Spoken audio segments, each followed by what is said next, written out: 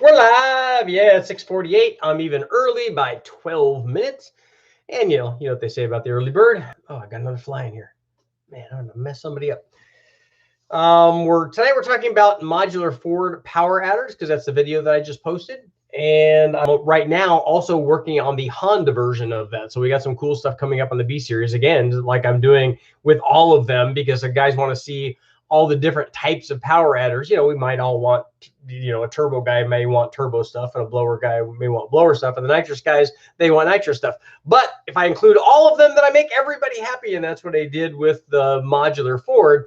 And we have a little twist there with the modular Ford, because the first test was we ran nitrous on a modular Ford, as we would have to, but the modular Ford that we ran it on was already supercharged. So we did a double power adder, which is, the only thing better than one power adder is two power adders. So if you can add nitrous to that, and it helps because I wanted to show that, as I have in some other videos I have up on the channel. If you haven't checked them out, please check them out. There's lots of playlists up there. So if you're a Ford guy or Chevy guy or Dodge guy, a Honda guy, modular Ford and not a 302, there is a playlist for you. There's going to be a naturally aspirated playlist, and there's going to be a power adder playlist. So you're going to be able to look at all of that stuff. So go to the playlist and go, hey, look, there's lots of videos that I haven't seen, so I can look at all of these. So for instance, on the modular Ford, I ran all the different forms of forced induction. So if you're one of those guys that wants to argue about the different types of forced induction, all of the data is there for you. And I also did that same test on the 302 Ford and also on a Honda B series, where we ran the different types of forced induction at the same boost and same air fuel and same timing, so that you can get an idea what they all do. The power adder video that we ran, the 03 Cobra motor, which was a motor that the guys, maybe one of my favorite crate motors that I've ever received, and that's that.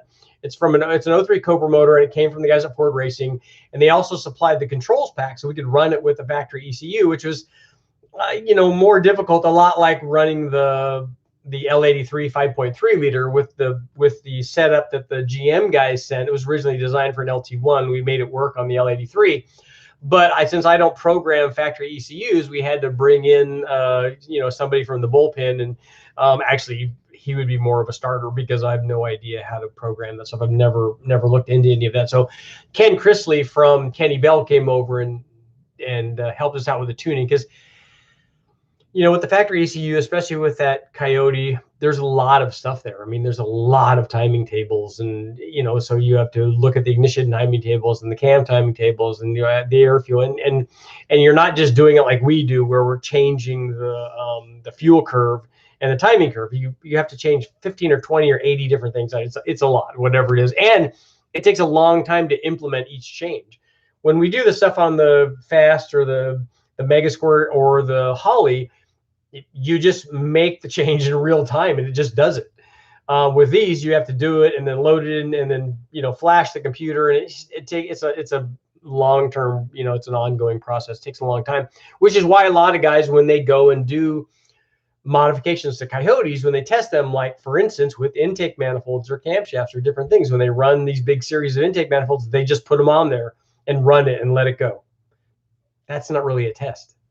You have not found out what that thing will do, because you have not optimized each combination. My little pet peeve of other guys that are testing that kind of stuff.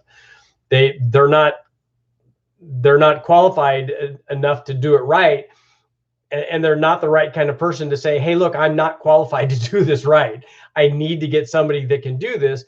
And then here's the test regimen, and now I need to adhere to this test regimen, and I need to make sure that when I change the intake manifold by 5 or 6 inches of runner length, we're going to have to go in and retune this. It's going to be necessary.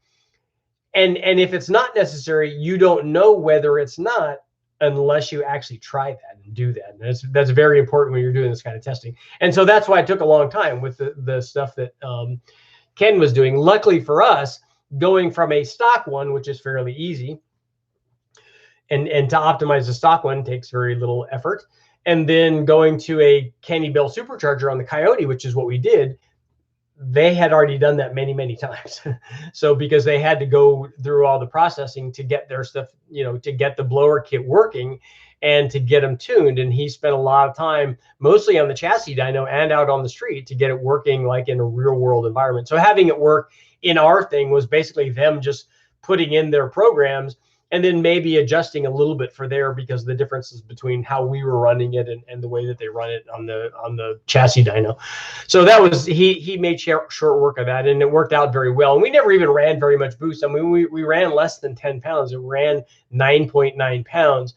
The cool thing is that we could get up to that boost with a minor change in pulley size. So we started out with a 4.125, I think is kind of where we were, and then went down to a 4.125 and went down to a 3.875. So not a big pulley change, but where we got a good bit of the extra boost was that we freed up the inlet system. The Kenne Bell came with their inlet, their intake manifold going into the back of the blower, but they had set up so that it would accept a stock, you know, drive-by-wire throttle body. But their manifold will also accept a good sized throttle body, which was, we put in the big oval one, which flows like 22 or 2300 CFM. And then they put a big 4 or 4.5 inch inlet tube, which you insert the mass air meter element into that, and a big cone filter that was not restrictive.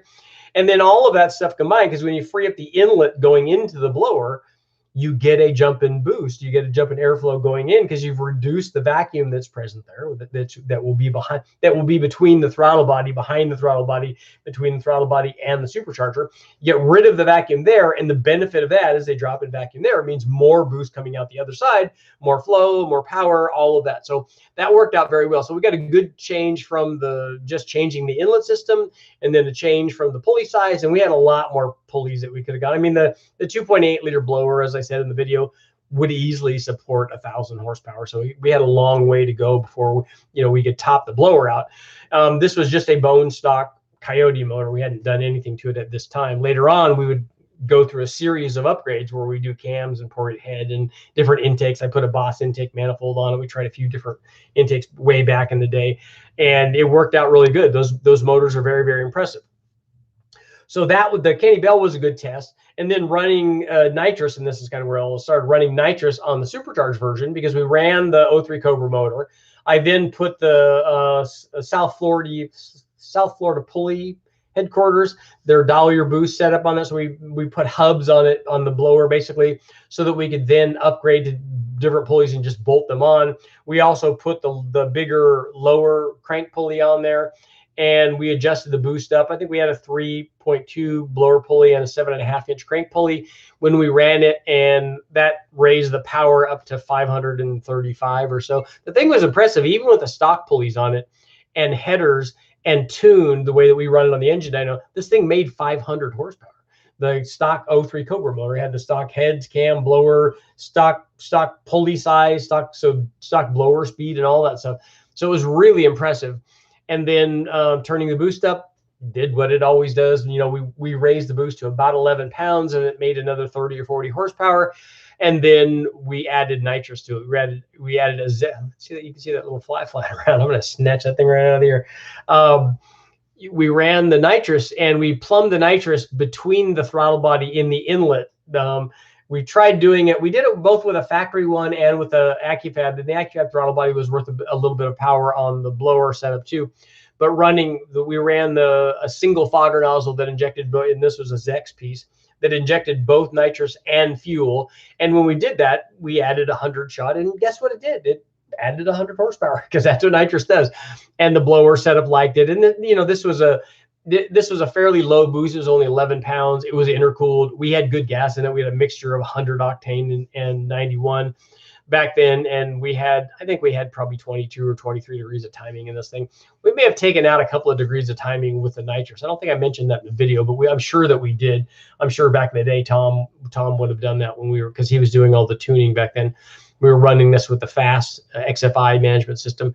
And all of that worked out really good. And so it shows, and we've shown that you can run it also with a turbo to help spool the turbo up. I tried using it in place of the intercooler, which is not a good idea, because although nitrous is very, very cold at negative 129 degrees, there's not very much of it, so you don't end up cooling the charge air very much. I thought, oh, this is going to be great. This thing, it's going to go in here and it's going to be less than zero. Well, you got so much of the hot air and very little bit of the cold air, and it turns out to be it's still kind of hot air going in there. I think when we did the test on the turbo, it only lowered the charge temperature by, I don't know, 30 degrees or 40 degrees. It was not very much. Because when you put an intercooler on there, it lowers it by, at least 100 if at low boost, and way more than that. Going up near 200 or 250, you can lower it with a good intercooler at very high boost stuff. So, and maybe if you injected 1,000 horsepower with a nitrous, you could get good cooling, but you'd also get a lot of power from the nitrous, which is exactly what happened when we used the nitrous with the turbo. It's like, yeah, it didn't work very good as an intercooler, but man, did the motor like it, because it picked up power that the nitrous does all the time on any motor, just like it did with the blower motor. And it had made the motor make more boost. So, so everybody was happy. So the last test that we ran was again with that 03 Cobra motor, but we had modified it since then. So we had installed a quartet of comp cams, and they were the smallest ones because I like those for, for drivability. I think that most people would pick those unless they're actually going drag racing. And I don't usually build the combinations and test the combinations that I do for dedicated all out kind of drag racing things. We put the small comp 262 cams in it, and we had the AccuFab throttle body and stuff on there. I take that back. We took the AccuFab throttle body off because we ran this thing with twin turbos, and then I ran the 01 normally aspirated Cobra intake manifold, and it made like 425 with the stock NA Cobra intake manifold, the low compression 03 Cobra motor that's designed for boost, and then the cams, and so it did fairly well. And then when we added boost on top of that, it made a lot of power. The interesting thing is, though, it didn't seem to follow the. I don't think it tracked. I need to go back and do the math, but I don't think it tracked exactly on the formula. We had good gas in this thing. Again, I think we had just 100, especially when we were running the boost up at 20 pounds.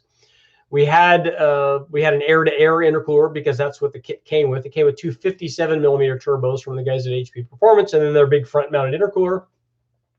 And that worked pretty well. And I think we could have run bigger turbos on that thing. And, you can make a lot of power, as guys like Mahovitz and stuff have shown with their twin turbo 4.6 stuff. You make a lot of power naturally aspirated, add turbos, you make a lot of power under boost. And that's exactly what this thing did. And this 03 Cobra motor just, took all of the abuse that we did. I ran these turbos at a ton of different boost levels, from 5 pounds all the way up to 20 or 21 pounds. We ran a Vortec on it, or a Paxton. We ran the Eaton supercharger with, until we started getting belt slippage. And then we ran the Kenne Bell and ran that way up to all of the stuff was up in the 800 or 900 horsepower range, except for the factory Eaton, because it wouldn't go there. And we ran nitrous on this thing. I even ran if you guys are familiar with they don't sell them anymore. They were called nozzles, and what they were was they were a little intermediate piece that was an adapter basically for the injector would slide into that, and then that would slide into where the injector goes. So it's almost like an injector spacer, except that it has something where you can inject fuel and nitrous into it. And I remember asking the people, I think at NOS made these, and they made them for, I think they may have even made them. They made them for an NA motor, or they made them for the 2-valve motor, and we tried to use them on this 03 Cobra deal. And I told them I was going to do that, and they said, yeah, just let us know how it works out. And it worked out good. My question was, is this going to change the spray pattern of the injector, of the stock injector, when you're just driving around and stuff? And they said, no, it doesn't seem to. It seemed to work fairly well. But and that nozzle setup was basically like having individual foggers for each cylinder. So I would imagine the distribution would be very good with that kind of system. And we didn't run a ton of power. I think we only ran 100 or 125 shot or something like that with those nozzles when we tested that. But the motor just worked flawlessly, and we kept beating it over and over and over again, and it worked fantastic. So that is the modular Ford deal. So if you guys haven't taken a look at it, make sure you take a look at it. I just posted that, and now I'm working on editing the Honda version, and that will include nitrous that we ran on a B series on the engine dyno, a Vortec supercharger at a couple of different boost levels that we ran on the chassis dyno, and then a big a big single turbo on a B series on the, it would be the Bonneville motor. So that's all going to be good stuff too. So let's see what you guys got going on. I've been gone for a little bit. I'm back now. Everything's all good.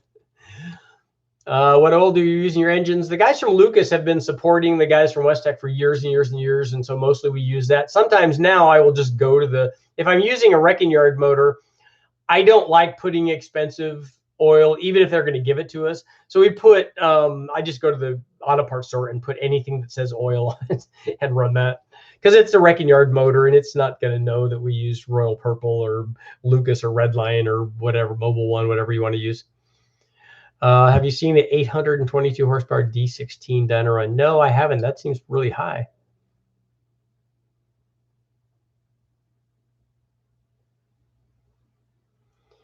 What's your opinion on broad induction wave tuning versus having a narrow power band? You'll have to maybe explain that to me, what you're asking about.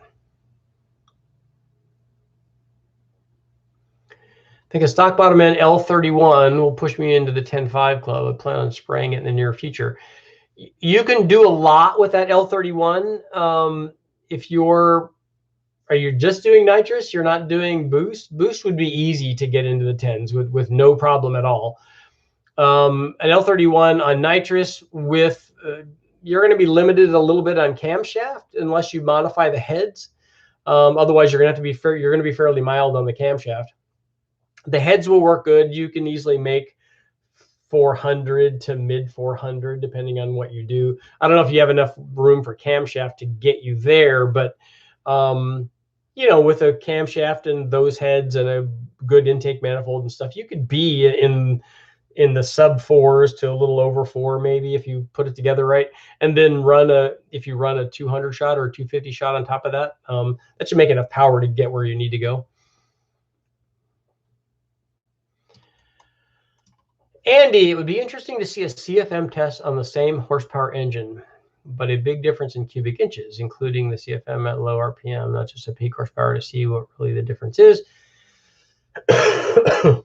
So you want to see if for instance, if a 300-inch motor that makes 600 horsepower and a 500-inch motor that makes 600 horsepower, if the airflow through both of them would be the same. That's kind of what you want to see, it sounds like.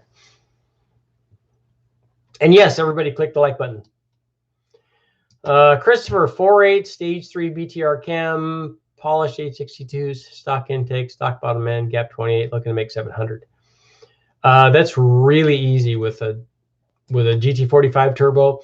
And actually, I wouldn't even, I mean, it'll work. The stage 3 cam will work, but it's way more cam than you need to make that kind of power. Christopher, a GT45 will easily do that. And you could go bigger if you eventually want to go to 1,000. Single turbo recommendation for a 6-liter. Normally that's an S475 for something near 1,000 horsepower, and S480 if you are worried a little bit about the back pressure.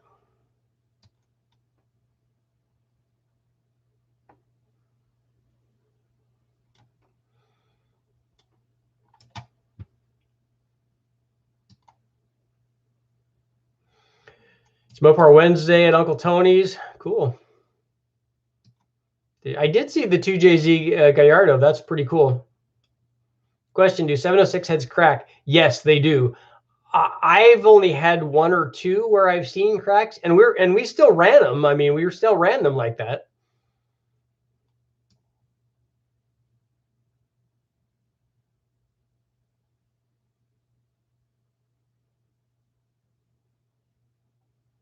So 822 running a distributor. Why would they not run a distributor? Because they would want to do individual coils or something?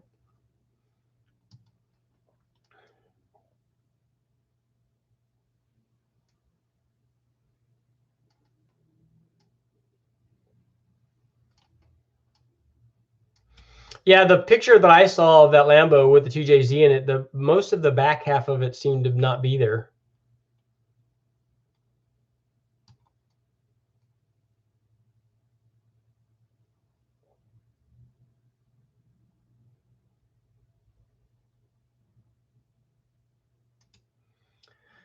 What is Honda's 5-cylinder engine? Rickman, Tennessee's in the house.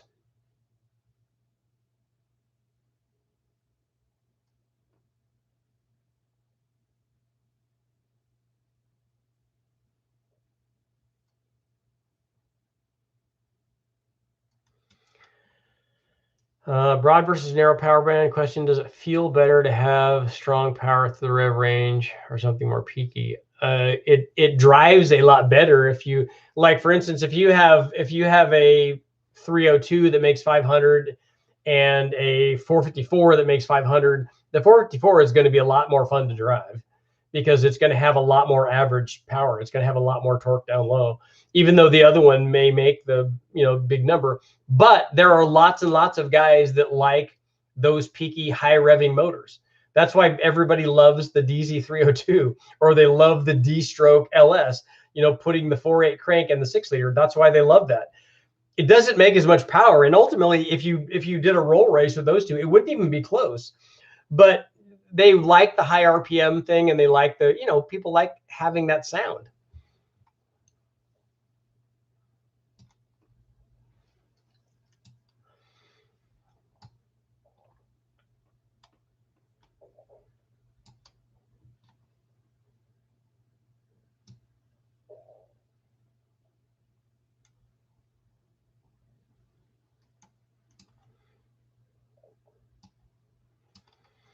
The cheapest reliable 10-second car. You can put anything together that you want that's going to be cheap. So if you already have a car and you can do a swap in it, then you can make enough power to run 10s with pretty easily. I mean, any turbo LS makes enough power to run 10s without any problem in even fairly heavy cars.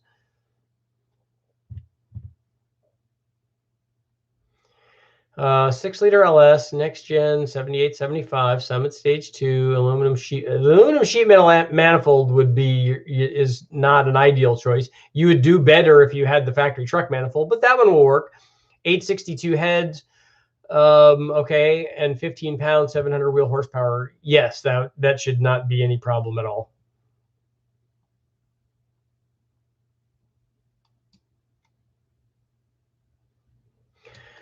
Mike, that used to be the case, and that's what I was going to suggest as a 10-second car is a Fox body, but they're not that cheap anymore.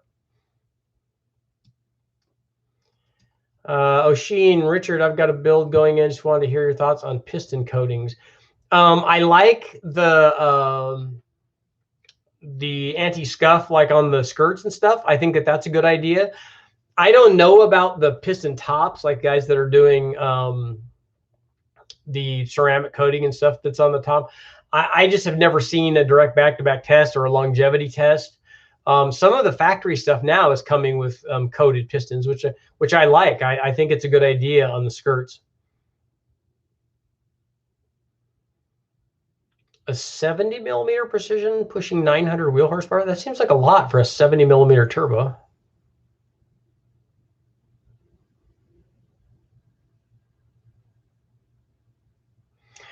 The one test that we did do with the coated pistons is that we coated one of the pistons from a company that I was doing stuff with, and then we put the piston in the autoclave and melted the piston to where it was just molten aluminum. It was just a pool of aluminum, and the coating was still there intact. So the coating was tougher than the piston was, at least if that's your test.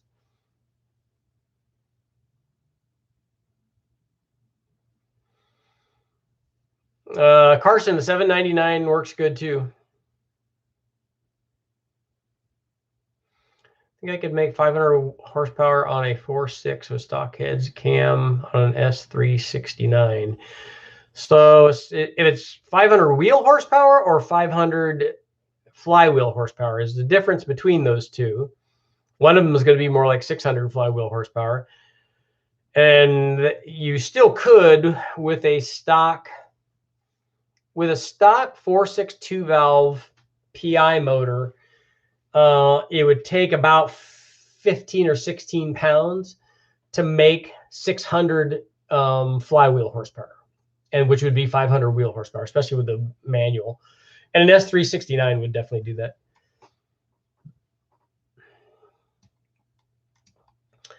Randall, you're new to the LS. Is a dual pin harmonic a must do? It is if you're trying to drive a bloat. Excuse me, if you're trying to drive a supercharger. Otherwise, we don't normally do it.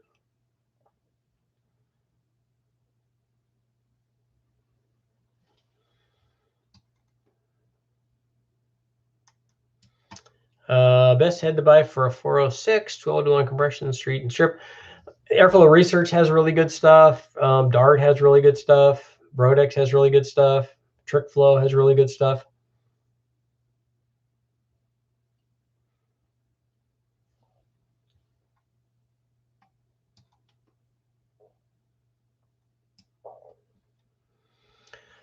Uh, 32 valve Nomad, typically going from 8-to-1 to 10-to-1 might be between 6 and 8% increase of the NA power. So that motor made a stock 03 Cobra. We ran it NA, which nobody did back when I did it, back when we did this testing. I'd never heard of anybody running it NA. That thing made 365 or something. And so it would be between 6 and 8% of that if you went up to 10-to-1 instead of having it be 8-to-1. So what's that? 8, 3, 20, you know, between 25 and 30 horsepower gain probably. So would it be worth me to put 706 heads on a 5.3, just stick with the 862s? They're the same head. They just have a different casting number on it. And the 862s, I'm told, are the ones that don't crack. So you should just stick with those.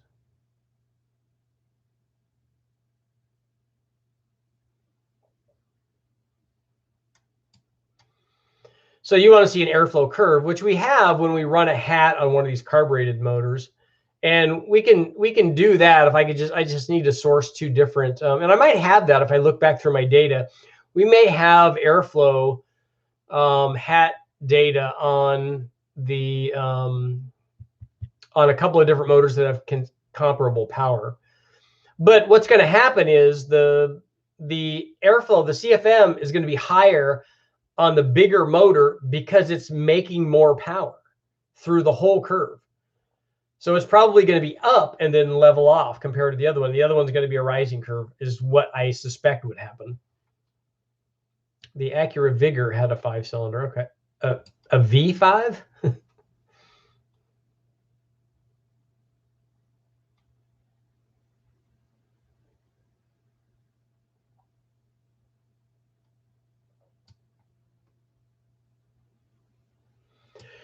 Yeah, Ginger, we understand how the individual coils, the rise time on a single coil is not ideal, especially if you're running lots of engine speed. I'm interested in getting a cam for the L31. I don't see much information on what cams I could use without getting head work. Well, you're going to have to do head work. You have to do something to the springs to be able to run a camshaft for that. And you're going to, on the Vortec motor, you're going to have to check coil bind of the springs.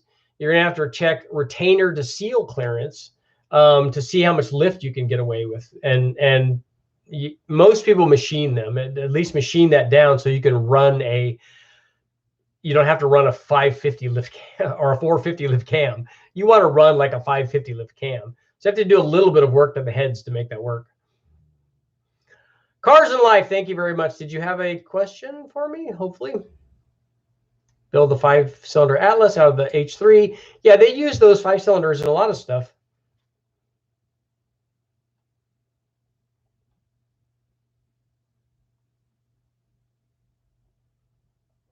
Will helicoils be okay on the crank flange flywheel side? We've done helicoils in the flywheel before.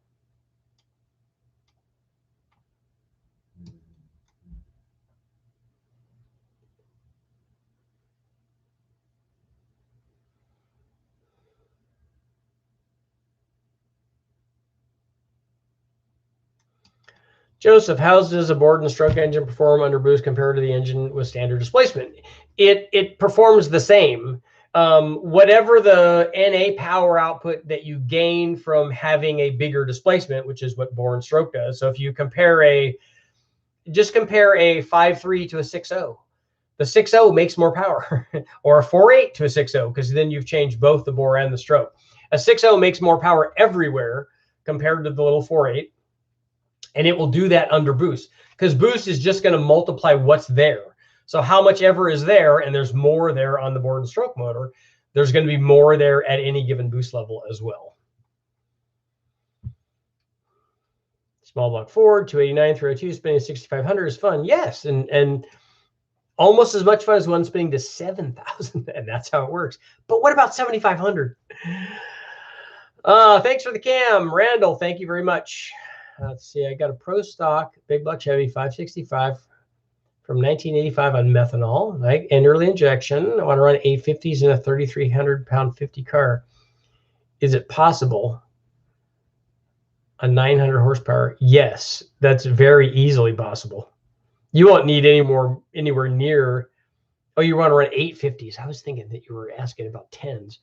900 is going to be right there. And if it won't do it, you can always put a 100 shot on it.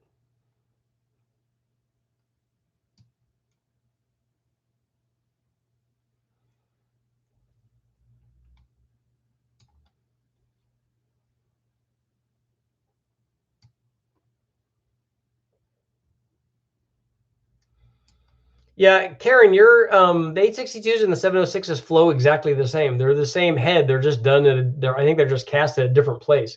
You would be hard pressed to tell. There might be as much of a difference between testing two 862 heads as there would be between testing an 862 and a 706 head. So you're golden there. With the 862 and 706 heads, isn't the better head the 243 head? It depends on what you're doing. If you don't need a 243 head on a 5.3.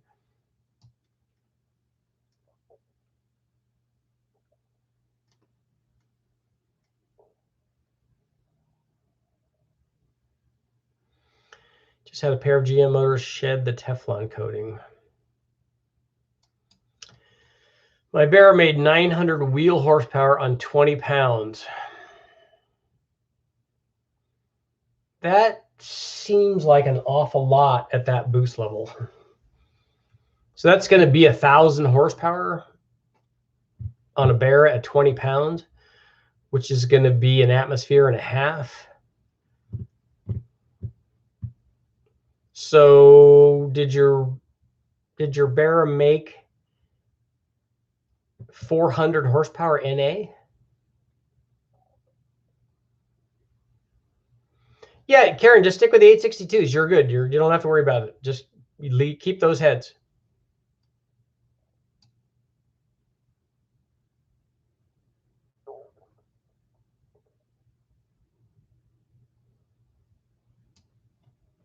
Ollie, either one of those will work. A roots or a centrifugal, they just provide different power curves and different boost curves. So whatever you like. The more immediate boost response from a good size roots that's sized adequately for what you're trying to do. Like if you put an M90 on your 6-liter, you're not going to have any fun. But if you put a 112 or a 2.3 or a 2650, something like that on there, it's going to work really, really well. The centrifugal is going to have peak boost at peak engine speed, and a lot of guys don't like that. They want all the boost like right now.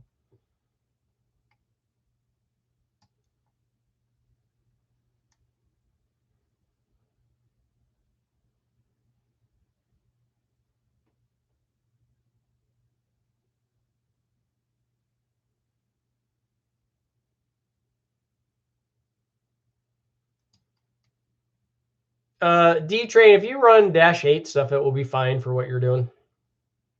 The Nova is sitting in the backyard right now. As a matter of fact, I just took the Omni off of the trailer because I got to bring the trailer back to Mark.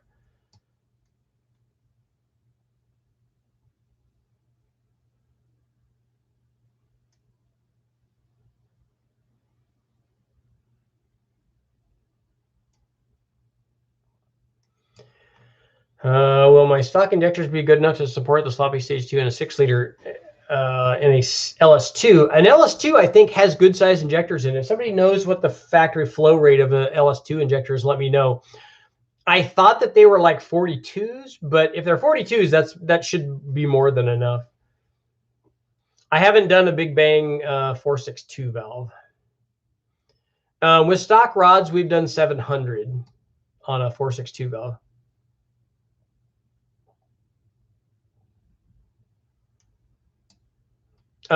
Joseph, if you're still actually asking about the change in bore and stroke thing, the shape of the curve is not going to be determined by the bore and stroke.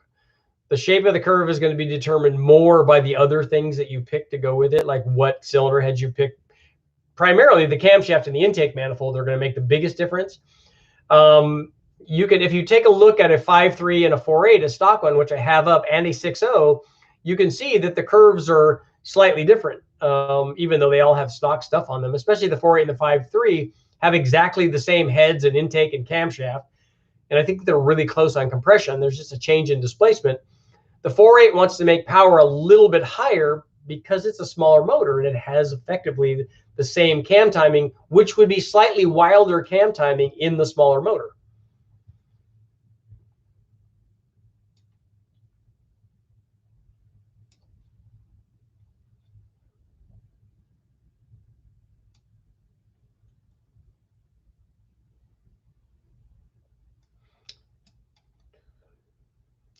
Morty, what is your...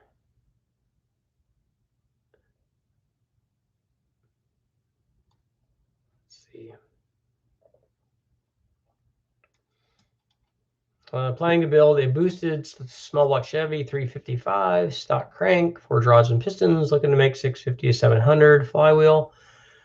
Will a Vortec be fine for this, or should I go aluminum? I would rather run aluminum heads on there, and they're fairly inexpensive now for small block Chevy. So there's lots of good ones out there from Promax and Skip White. I haven't run some of them. I've run the Promax stuff, and that's worked pretty well. You could also go with, you know, a name brand one like Trickflow or Brodex or AFR.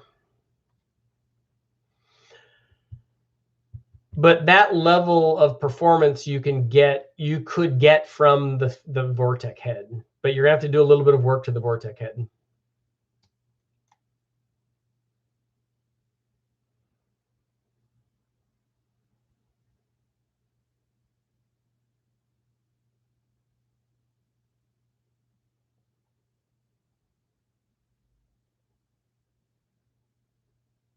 Would you ever sign up for one of Freiberger's Motor Trend shows?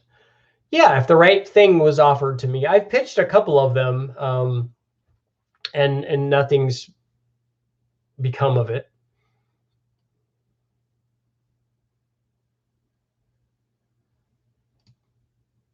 Got to have the notions to go buy a box of beer or two. No beer. Are my 2.2 liter Dodge guys on here? I think I sent a message to somebody today. It might have been AJ, about the cant or the slant of the 2.2 liter Dodge, and it seems comparable to the Slant 6. I think he was agreeing with me that we thought it was around 15 degrees, because Mahovitz is making the plate, so the motor has to be, you know, the bell housing is mounted straight up and down. And then the drive plate or the adapter plate is going to be mounted straight up and down, or it may not, depending on how we do it. But the motor wants to be like at an angle, so that the pan is sitting basically the bottom of the pan sitting parallel to the ground. Otherwise, if we turn it and have the motor sitting straight up and down, then the pan's going to be all cattywampus and cocked over. So we were thinking about 15 degrees seemed like about right.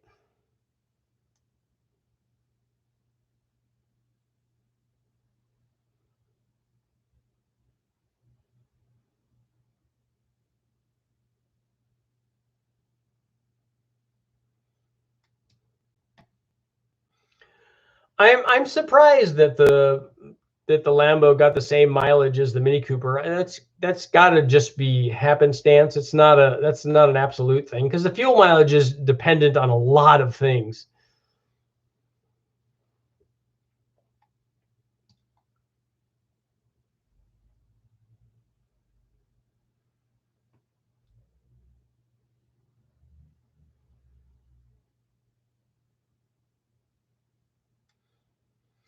I recently bought an 03 Mach 1, and everything I read is don't go over 450 rear wheel horsepower. Why is that? What does that number mean? That's a wives' tale. We've gone way over that on 2 valves.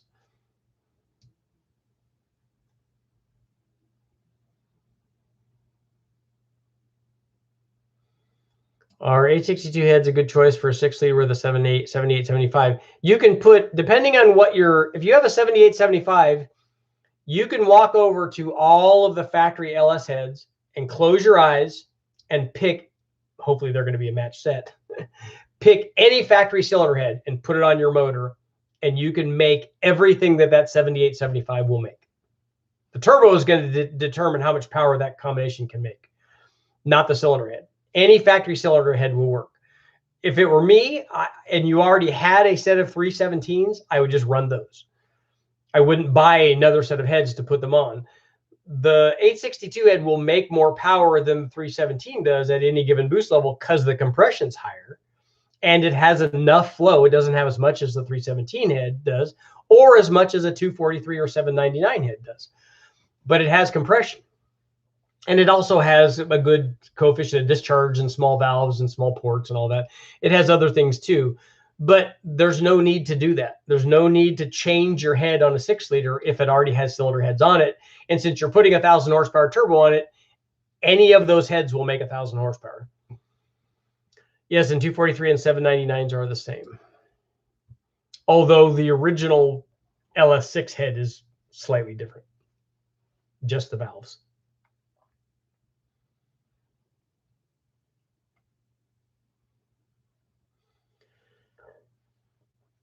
This question comes up a lot about decapped injectors, and I've used them before and they worked.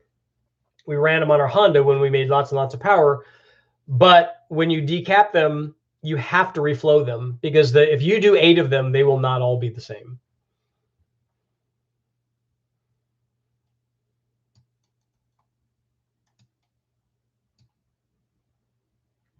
Shot me a link in the Facebook Messenger. Okay.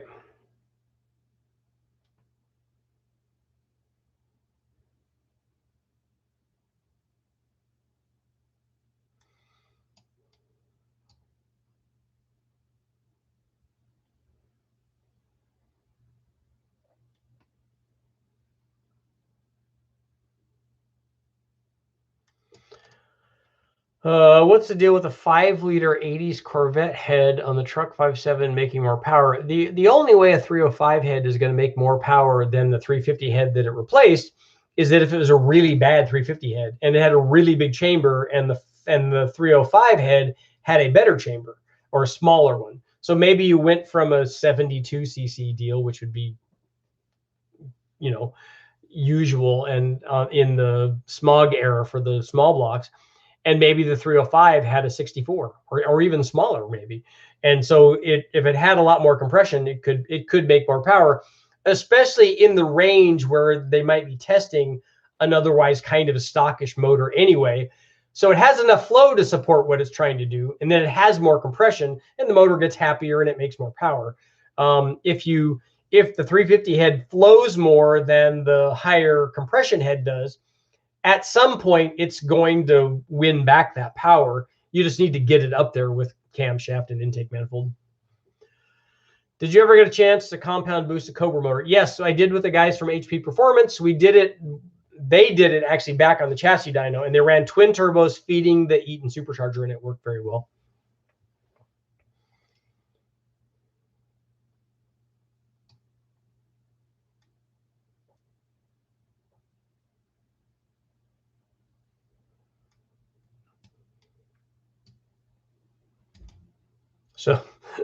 So my guess at 42 pounds wasn't accurate enough. That's 41 and a half. Maybe I tested them at a different pressure. Are the stock injectors on the 2018 Mustangs good enough to tune on E85? I don't know. I thought that when I was doing that with my buddy Jimmy, he has one of those, and I thought that we ran out of injector flow and he had to go to bigger injectors, but I don't remember what power level that was. And his, now that I think about it, his might even have been a 17. So I'm not sure on the. So Uncle Tony's live, just his live just ended, so it's here comes the riffraff. That's perfect. That's what we want.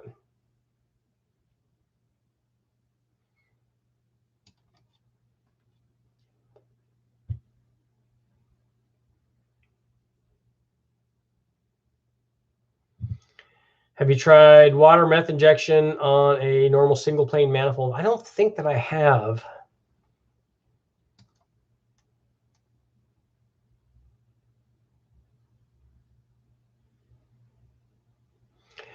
32 Nomad. I'm gonna test the LS4 intake manifold. I just haven't got around to it. We'll test it and see how well that does compared to the others. Compound boost 4 valve. Yes, I've done that. We did that on an 03 Cobra motor. Twin turbos feeding the factory Eaton supercharger. Can you take a stock 306 small block Ford? Well, if it's stock, it's not a 306, right? It's a 302. And if it's a 306, that means it's 30 over or 40 over, something like that. So what's done to it? But you can put boost on a stock one. We've run on a stock 5-liter Ford from a Mustang. We've run boost on those. So Tom, they're 34-pound injectors in the LS2. So is the LS3 bigger than that?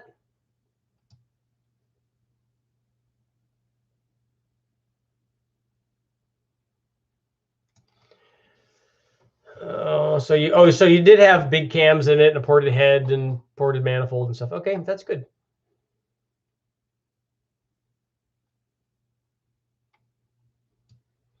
Charles, have you ever tested an LS4 intake manifold?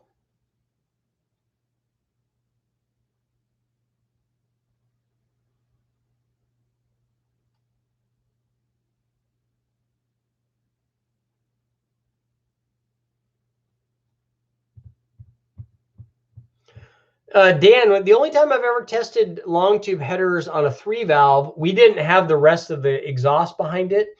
And I don't think that the header showed a ton of power. And they didn't show a ton of power on other variable cam motors that I've tested either.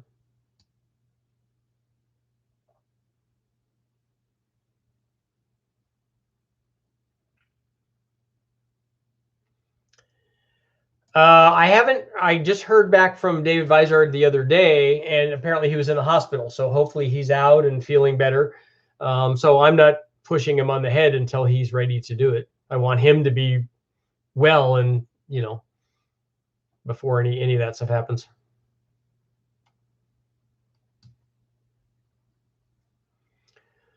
The Slant 6 is 30. It has a 30-degree tilt to it. That's a lot.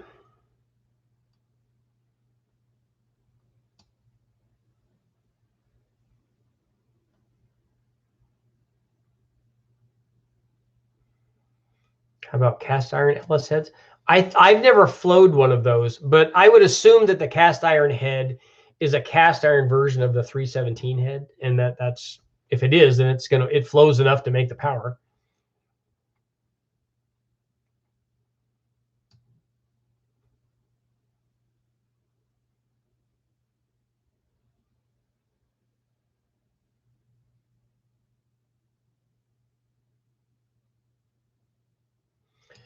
Thomas, I've never tested either one of those heads back to back, so I can't really tell you. If you have the 11.5 to 1 is going to definitely make more power than a 10 to 1, and an Eagle head flows more than enough for probably any kind of combination you're putting together.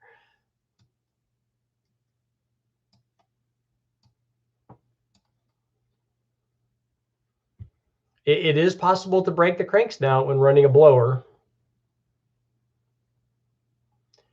Normally the snout doesn't break. It's in by one of the counterweights.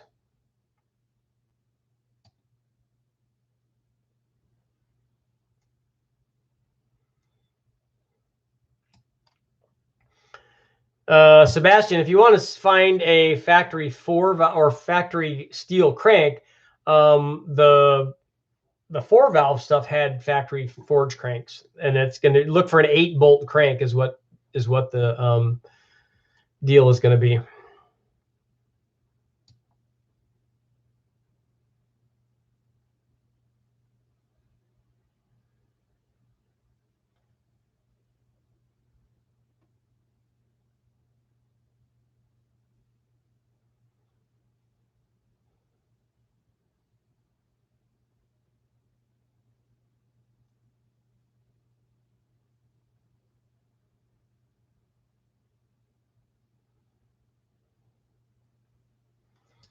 Sebastian, then that sort of positive displacement lower would work good on a 5.4. It'll be kind of like a lightning motor then.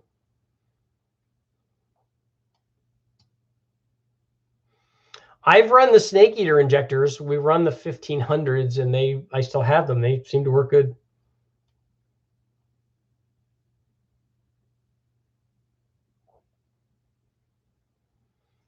Thomas, you don't have to worry about head flow. You should be thinking about how much head flow you have for the NA motor, because how much ever head flow you have for the NA motor that's going to support the power output of whatever camshaft and displacement and whatever intake manifold you have on there, then you could get to a point where you don't have enough airflow because you're displacing all of that with nitrous. I don't know what your combination is, but most people are not there.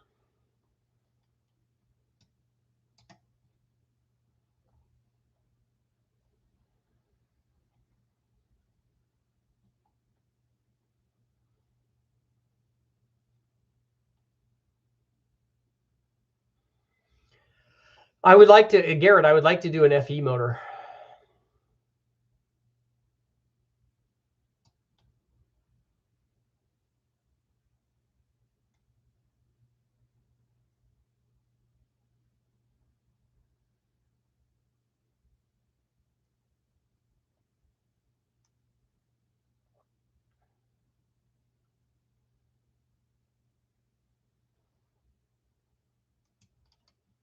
Richard, would you ever test and build an M54 2.5 liter inline six to BMW? I like those BMWs. The problem is with those, I don't have a harness for that, and I could run it with probably one of these ECUs, I would imagine. Although, does the M54 has Vanos on it, right?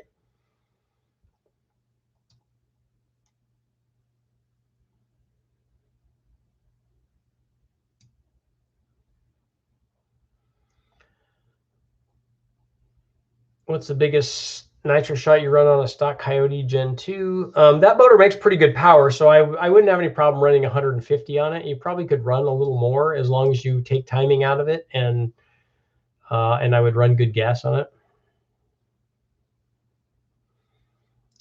You could use compressor mats for the GT45 turbos. Those don't exist for the offshore stuff.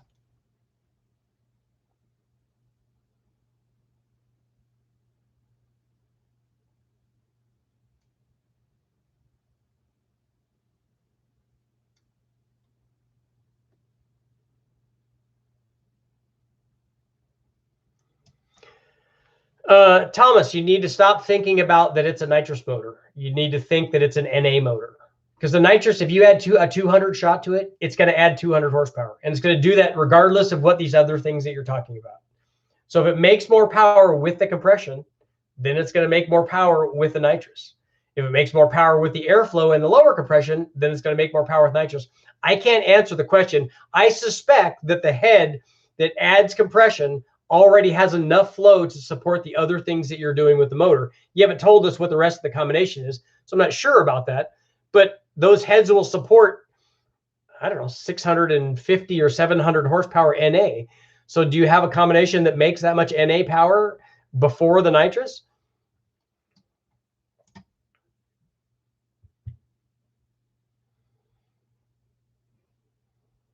Stock tilt is 13 degrees. I guess at 15 just by eyeballing it, and I think that's probably close enough.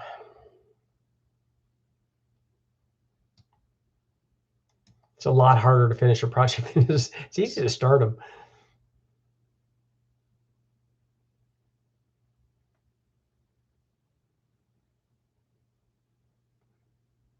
Take my stock 360, build it, and send it back. Yeah, that's good. It's probably going to come back in pieces.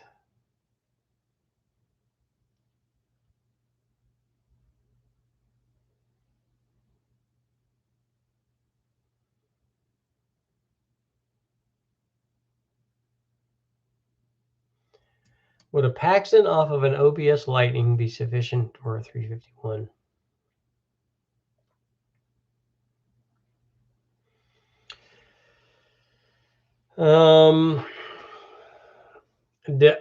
You got to tell me what Paxton that is and what kind of power you're trying to get to. And I would not recommend doing the OG FMU stuff with a 19-pound injector. We got away with a lot of stuff back then. I have an FMU if you want to buy an old one. I mean, I have a brand new one that's never been used, and I'm not going to use it for anything. It's more of a gee whiz thing that sits on my shelf. But I would not recommend doing that. I would recommend doing it the right way, because you can program all of the factory stuff now, so you might as well do that.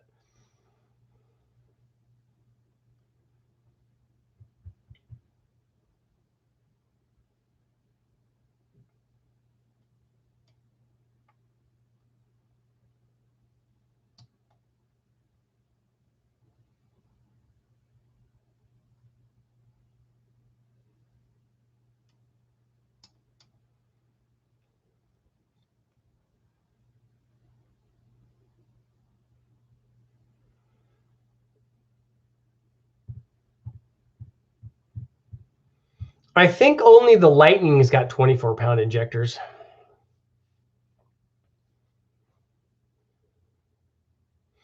You can run FMUs with 19-pound injectors and run a certain amount of boost, but it's not going to be a lot, though. And Thomas, you don't even need a nitrous cam. You just need a cam. Just whatever the cam does NA, and then you add nitrous to that, and the nitrous is going to go, oh, here, look, here's my NA power curve, and now here's how much more I make with nitrous. So whatever the shape of that power curve is, the nitrous is just going to add to that.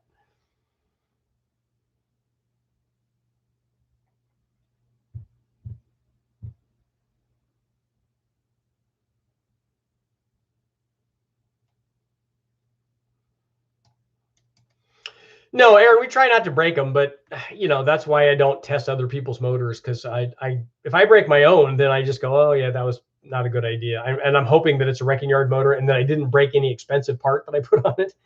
But if I break somebody else's, then I would feel really bad.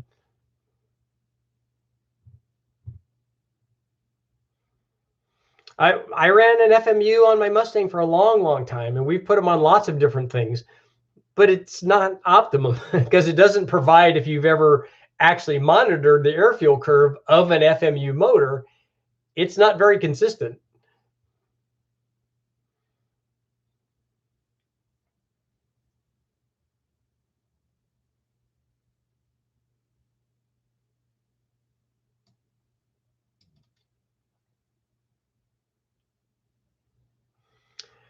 Hey, Richard, can you explain how you made the big power on your stock bottom end LS motor?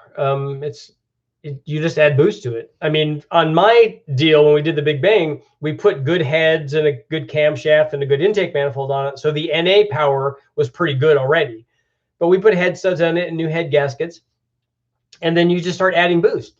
And you start adding boost safely with a cold charge air and lots of octane and the right timing and air fuel. And you can just start turning up the boost, and it starts making more and more power as you put more and more boost in it.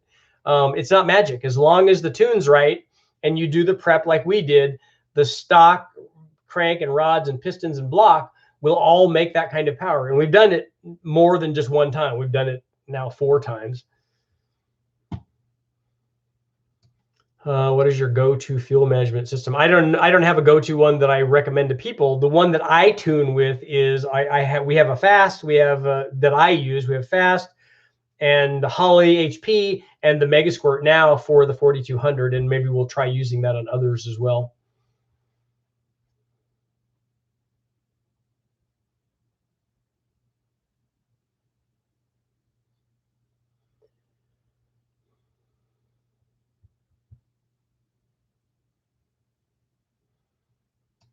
Bo, what are you talking about? BMW engines again?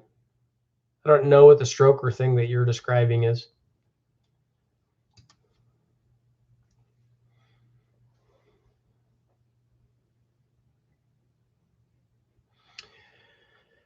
We made a lot of power with a stock 03 Cobra rail.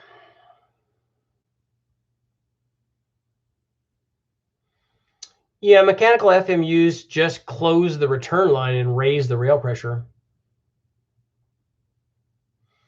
I've never done any reading on synthetic fuel from algae. I think it's a good idea, though. So if you want to make 1,000 horsepower with your, 1,000 wheel horsepower with your LS, the turbo LS, then you're going to need a minimum would be 80, but I think 1,000 cc's would be a good idea. And I would just go to 1,500s because then you have more than enough fuel and you're not going to the end of it, and you have enough fuel for E85 instead of just a regular either race gas or pump gas.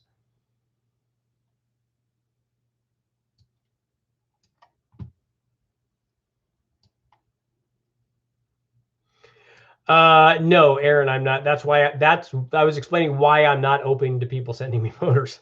Although I have gotten free motors from Freiburger before.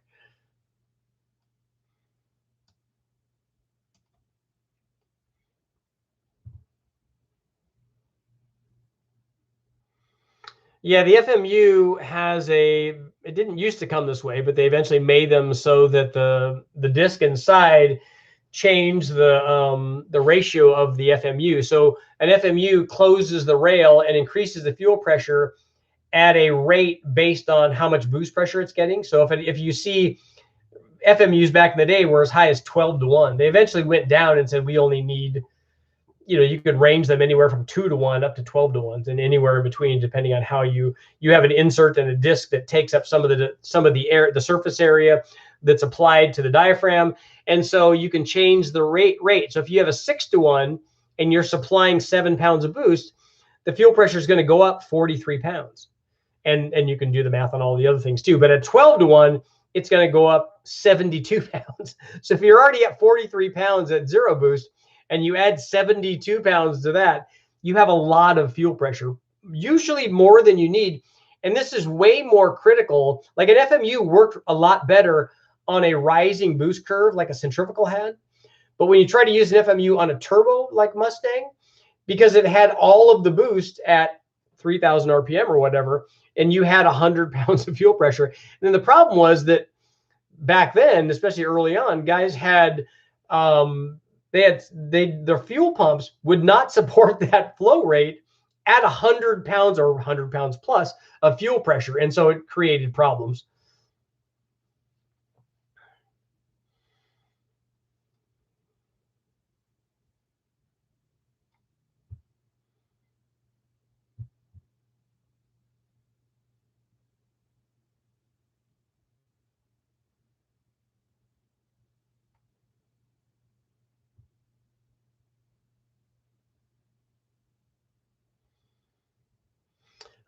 Ginger, no problem. Happy to help, man.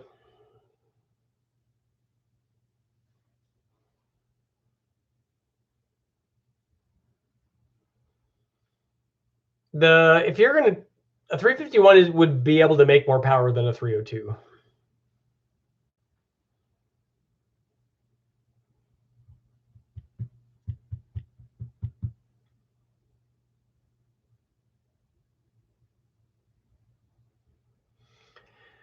The nice thing about not using an FMU and not having to deal with the high pressure that makes life hard on the fuel pump is if you run lower pressure with a bigger fuel injector, now your pump can support a lot more power because it's doing that at a much lower pressure. So the flow rate of your fuel pump is determined by the pressure that it has to feed against partly. And so if you do that and you have lower pressure, all of a sudden your pump now can support a lot more power. What can I do to the 4.6 of my Mark 8? You can boost it. You can put cams in it. You can put headers on it.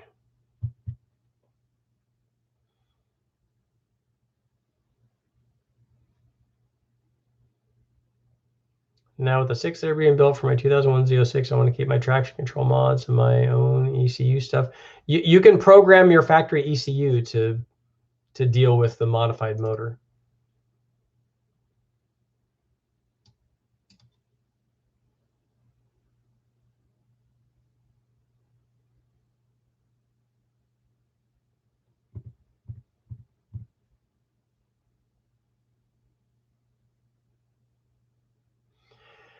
So Aaron, you have a 455 Olds. I do want to test one of those. 3 different intakes, headers, manifolds, extra crank, and other parts.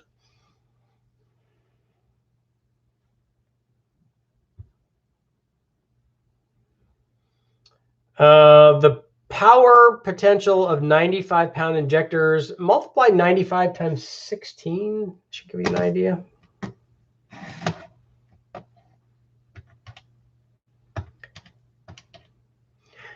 So 1,500.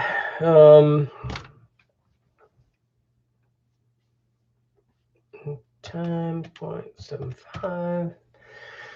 Yeah, on E85, you're on E85 for that injector, you're looking at 1,000 horsepower or something.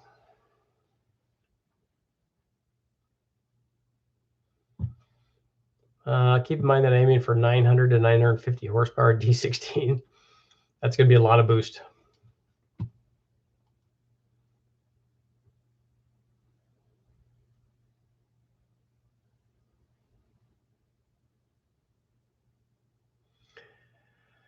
The B-headed 4.6 4-valve motors, Kenny Bell did a kit for the early Cobra stuff because I ran that blower. I think that video's up. I ran a blower on it's non-intercooled, so the boost was fairly low, but we did run a Kenny Bell supercharger kit on the B-headed 96 to 98. This was in a Cobra.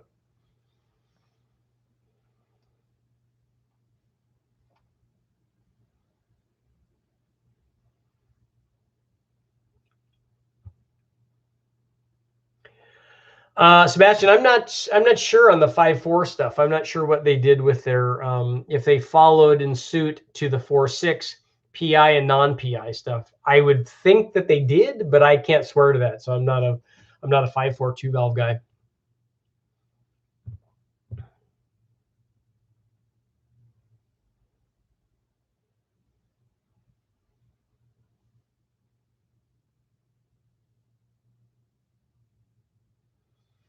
'98 Cobra with the Kenny Bell. Nice. I like those.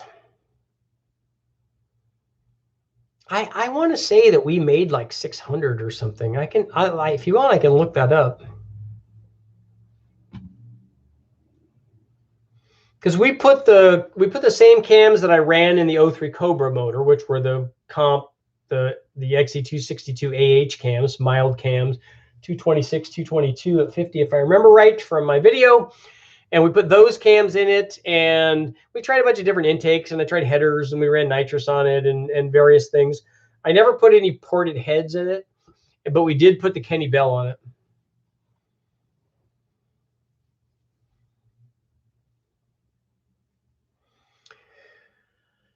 No problem, Goob.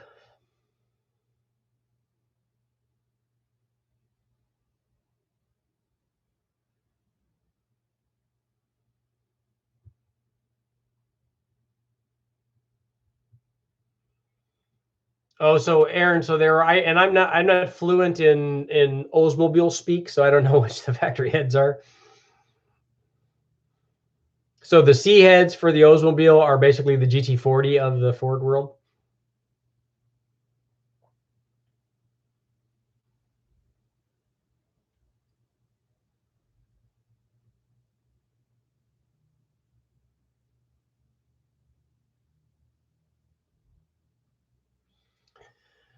Sebastian, the RPM potential of the motor is going to be first limited by camshaft and valve train.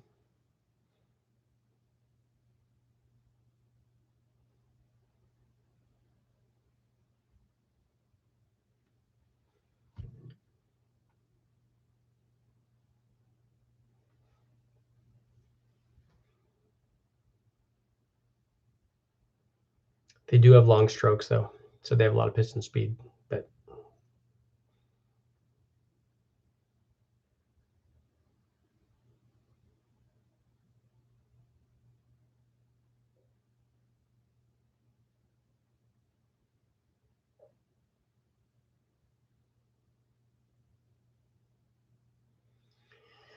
yeah, Ginger, I would imagine you will.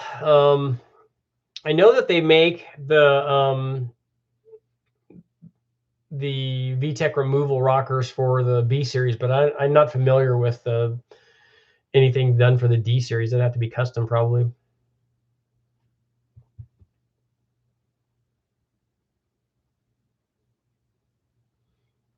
Gameplay, did I miss your question? I didn't see you there. 10.3 to 1 496 stroker. Is it an NA build? If it's an NA, you can run 10 to 1.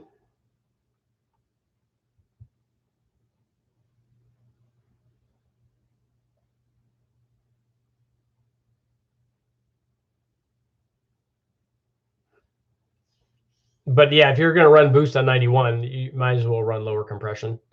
And you're not going to have any shortage of power with that displacement and boost anyway.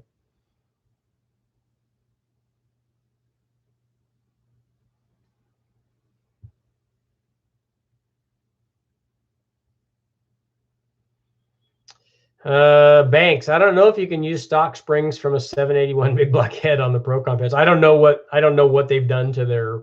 I don't know how they set up, what their installed height is. I don't know what the length of the valve is, any of that stuff. Can I put a turbo on my 87? It's going to work better with a mass air conversion on it, but you can do it with speed density. It's just a lot harder to do.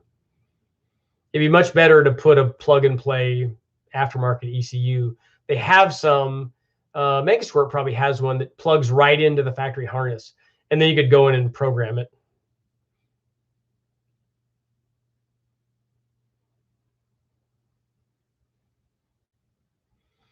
Yeah, and that's a good question. That's a good point. Why would you want to put stock springs on a Speedmaster head?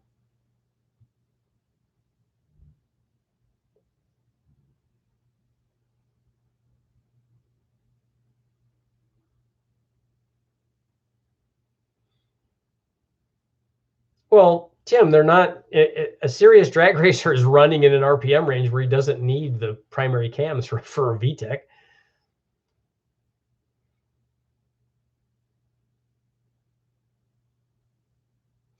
Have you ever done at a ported M112? I have not.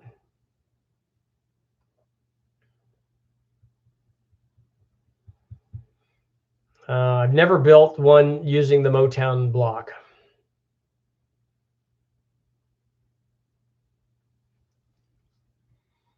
Yeah, if you're running that kind of engine speed, you're going to have to deal with some custom stuff.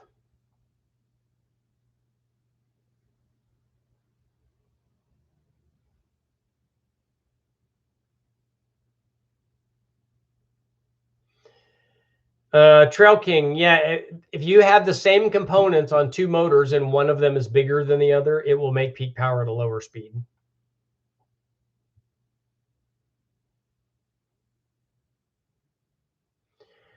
I did not watch the Power Nation boosted 408. I need to.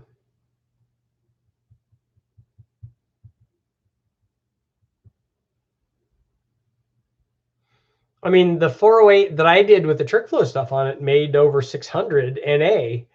So I don't know how you only make what you were. I thought you were saying that it only made 800 or something. That seems pretty low.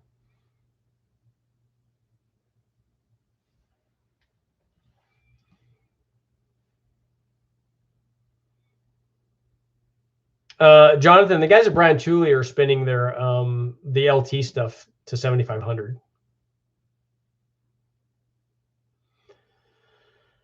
The question is, do you need to spin it that high?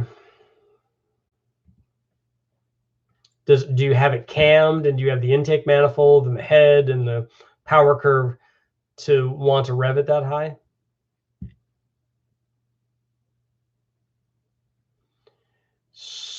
Ginger, so you're not only are you wanting to break the world record for most power of a single cam, but you're then wanting to put that motor in a time attack car?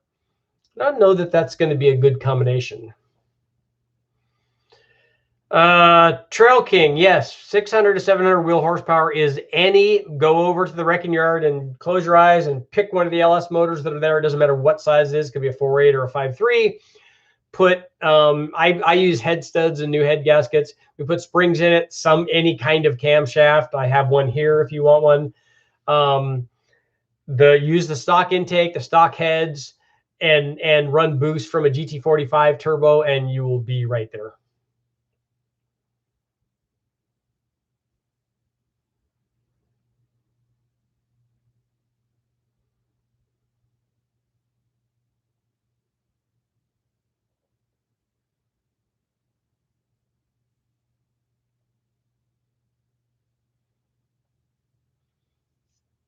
We ran 5.4s way past that RPM range that you're talking about. Is it going to make power there though? We've run 100% duty cycle on injectors on the dyno.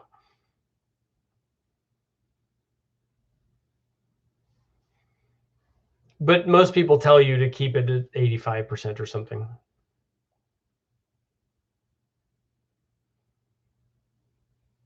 Oh, you want to make 600 to 700 wheel horsepower from an NA one? It's gonna have to be big.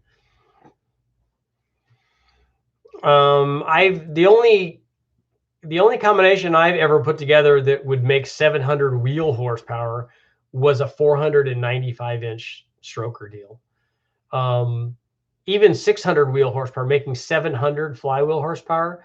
Brian Tooley did a 454 that I dynoed for him here at West Tech, and that was a pretty good one. I did a 468 that made 700 plus. It made 740 or 760 or something like that. So it'd be a big motor. There might be guys that are, I'm sure that there are real engine builders, which I'm not, that are much better and could put together a combination, but it's going to be really expensive. The smaller that it is, the more RPM it's going to have to run, and then it's going to have to be expensive to do that.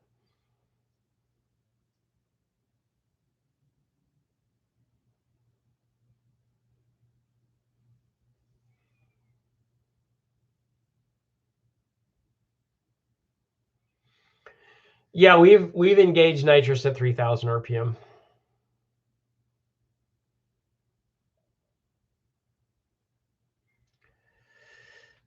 Second, thank you very much.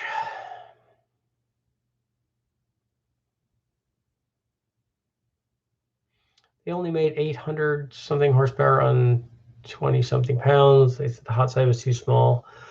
Thank you very much.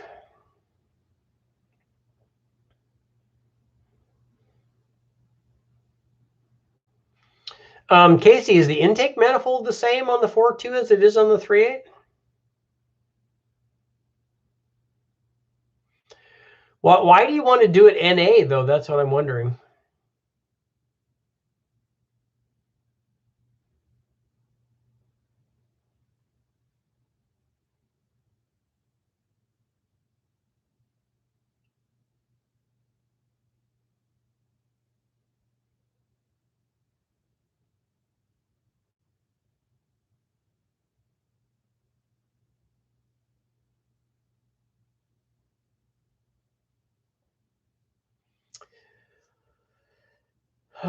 Trying to think of what we ran on the.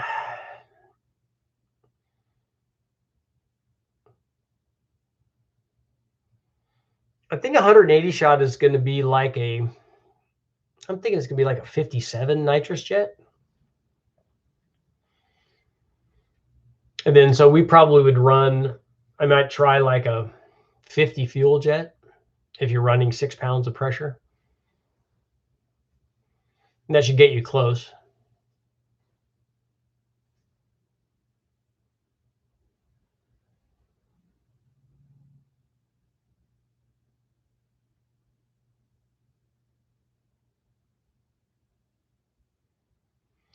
I have not used the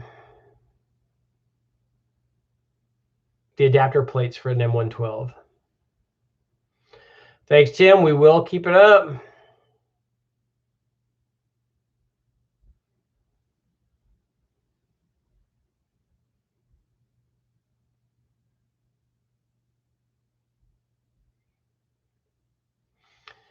I've never run a compressed natural gas motor, so I'm the wrong guy to ask about that.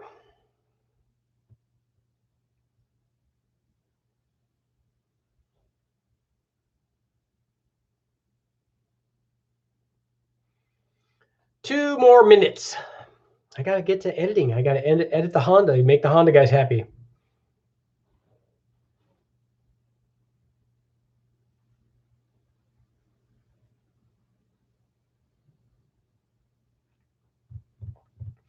Nitrous is really easy to put on, and it works pretty well.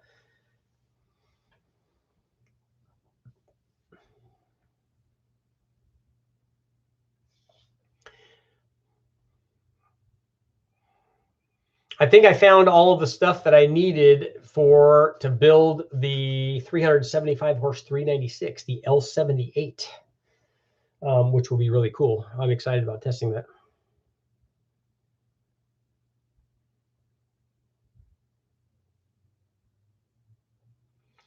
So, Ginger, you think you're going to run an air-to-air intercooler on something that's running 60 pounds of boost? They did not use peanut ports on the 396.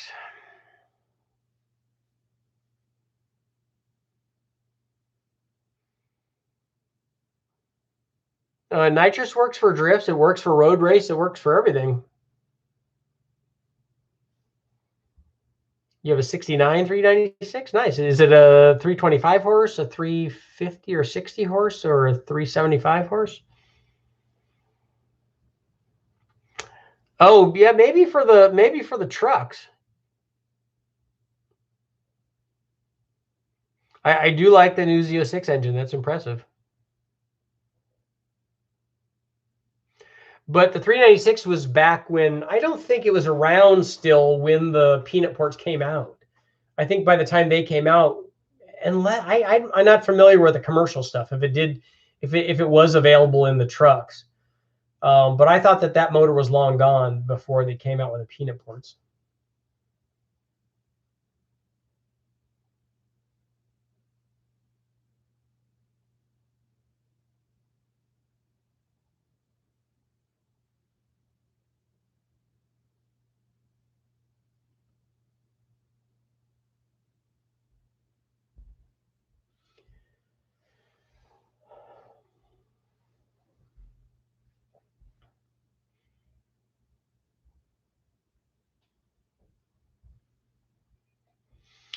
I thought that the truck motors were 366s and 427s.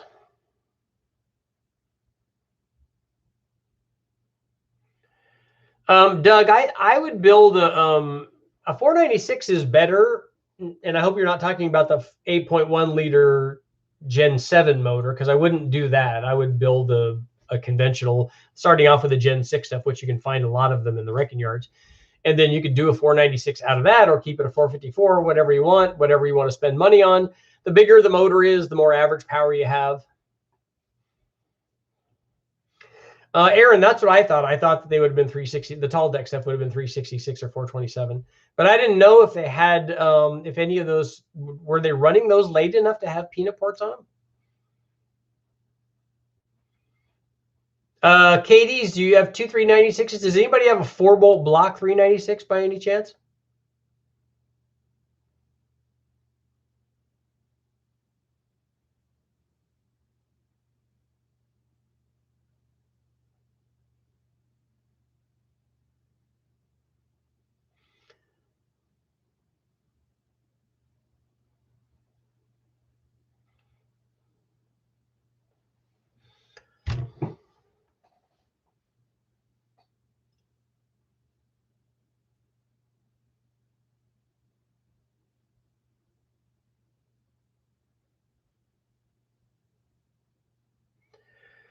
There's probably nothing wrong with the Gen 7, but the aftermarket support for it is not very good. So you can buy lots and lots of stuff for the 454.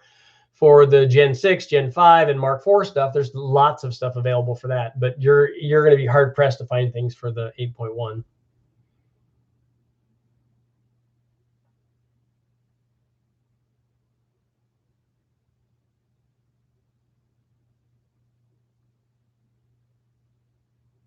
A 1,000 horsepower D16. I'd like to see that.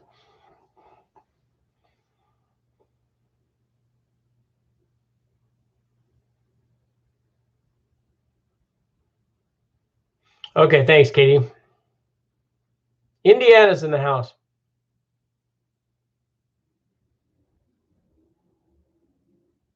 Oh, F22. Yeah, 1,000 horsepower from B series and K series and F series stuff. That's more common.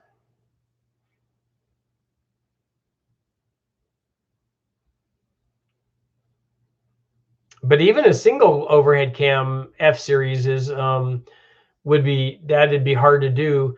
It's the motor's big enough, which is good, but still it's limited in flow though.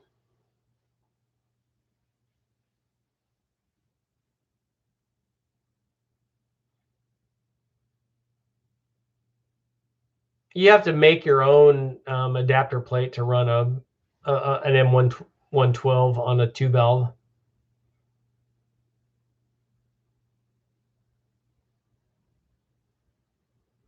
An F1A94, that's a good choice.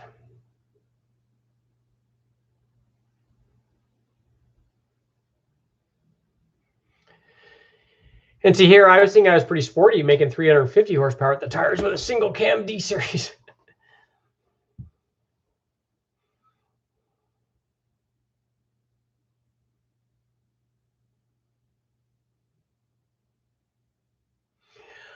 I don't know if they're billet block stuff. I used a dart block on ours. We never ran it up to 1,000 horsepower. We only ran 29 pounds of boost. But after we did that, and then it was years later that people were telling me, "Oh yeah, everyone's making 1,000 horsepower." I'd never seen one. I'd never seen a dyno result. I'd never seen a test. But I just had everybody tell me that that's the new thing. It's everybody makes that power.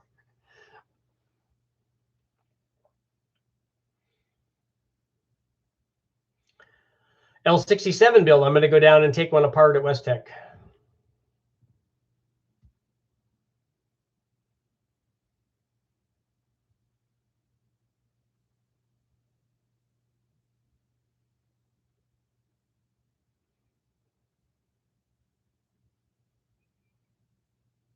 A 1.25 correction factor. That's like the high altitude stuff. We see that. I saw that stuff a lot from stuff that was coming out of like the Albuquerque area. They were like a mile high, and the correction factor was so much that, and I've been through this many times with the dyno stuff, because dynos are calibrated for NA motors, and the correction factor is calibrated for NA motors, and it doesn't take into account the fact that boosted motors are self-compensating, especially a turbo, because if you have it restricted or limited by boost or regulated by boost, the turbo just spins faster, and so it supplies more air.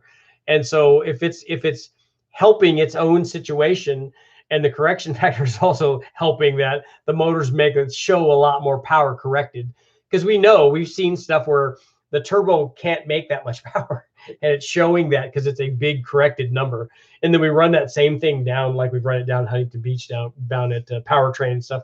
And I'm like, yeah, that's nowhere near this is more what we would see and what we would be used to, and what kind of physics would tell us.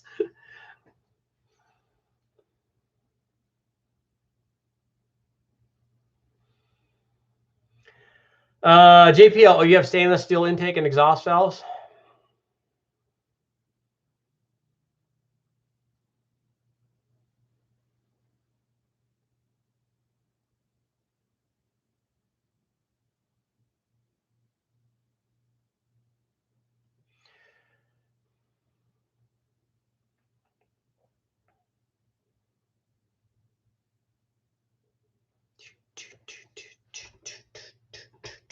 Okay, guys, I got to get going. I even started early and we ended late, so I got everything going for you. Thanks for watching. I'm going to put the Honda stuff up, and probably I might be heading down to West Tech here coming pretty soon. So we're going to do some more testing, I think, with the Dodge, and I want to try to do some 4200 stuff too. Calvin's recent test where he's making huge power on the chassis down has got me all excited, so I want to see some 4200 stuff. I'm even thinking about doing, I need to talk about Mark about getting some, maybe fingers crossed, I'd like to do some cam blanks and do cam cores and do cams for it that are not reground cams. So like you put cams in that are the standard base circle, and it's going to be expensive. But the good thing is that I can make the cams however big I want to make them, and put them in a reasonable area where we could push power and RPM up, reasonably high and make a pretty big number. So I'm excited about that. I got to get going, guys. I will see you all tomorrow.